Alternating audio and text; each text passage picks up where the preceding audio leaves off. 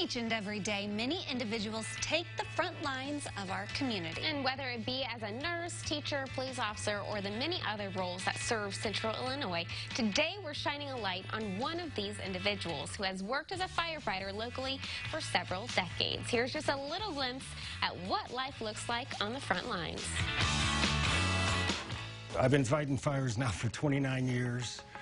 I wasn't one of the kids that kind of grew up wanting to be a firefighter. You know, I saw and noticed trucks when I was a kid, but it was never something that I thought would be possible or presented to me. I was fortunate enough, I was actually living in Chicago, and I came back to my hometown of Peoria, and a new neighbor had moved in who was a captain on East Peoria's fire department. He asked what I was doing. I basically wasn't doing much of anything as far as a career. And he suggested that I take some classes for fire science for a class that he was teaching. I wasn't able to do that because I was living in Chicago, but I did stay in touch with him, and he presented the opportunity to go around to different departments and tests that some of his students were doing. Champaign was the first place that I tested. I did well enough on the test to get on the list and eventually get hired. So my stories kind of was dumb luck. A lot of the stories you hear about firefighters, they have family members that were firefighters, or they were always drawn to the fire trucks and went by the fire station. I did not have that opportunity when I was younger, but I'm very thankful for that neighbor that put me on this direction and this career path.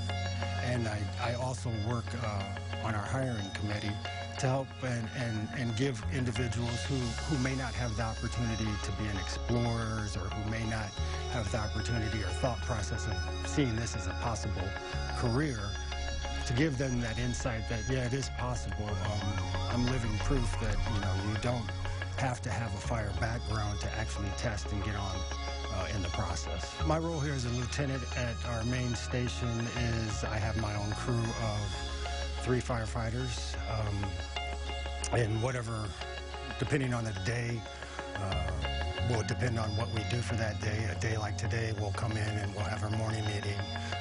Initially, we'll put our gear on the truck, have our morning meeting, figure out what the schedule is for the day, figure out what the meals are for the day, as we do our own cooking here, who's going to go shopping, who's going to be the cook, what time training is, what the training is, anything significant that has happened in the past 2 days that we've been off. And then we go about the firefighters, do their housework. The engineers will check the rigs, and the officers usually have an officers meeting, and then they have computer work and reports to work on. We have 3 shifts. We work 24 on and 48 off, so it's a day on basically and a day off. Every day is kind of different, and that's a nice aspect of it, in my opinion. You never really kind of know what the day may bring. Some days are busy, some days are not so busy. It just kind of depends. You got to kind of have an open mindset, I think, to be a first responder. You got to be a little bit on the adventurous side, I would say. I've been on long enough where if I don't see another fire, I'll be perfectly fine. But the fires, in a lot of aspects, we train very hard to prepare for those. So when we have the opportunity to fight fires, we tend to fight them fairly aggressively in a smart manner. And that, no, we don't want to see property for our citizens or the businesses damaged. But that being said, the fires are a big part of what we do. I do not look at this job. Others have looked at it as like heroic in some sort of way. I do not really look at it that way. At times, extraordinary things have to be accomplished, yes, but it's just part of our job.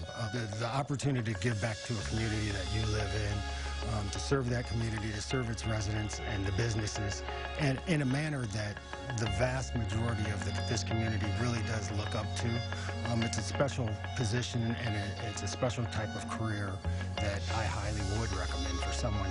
If they're interested in doing something very positive for their community, this is definitely a way to do it. But if there are any individuals out there who are interested in being a firefighter who do not have firefighting experience in their background, call Champlain Fire, ask for me, Todd Anderson. I'll be glad to explain to you the system and how it works and how the testing process works. It's a great career. It's been a wonderful career for me. It's the opportunity of a lifetime, I feel. And we will be testing, I believe, here coming up in the next year.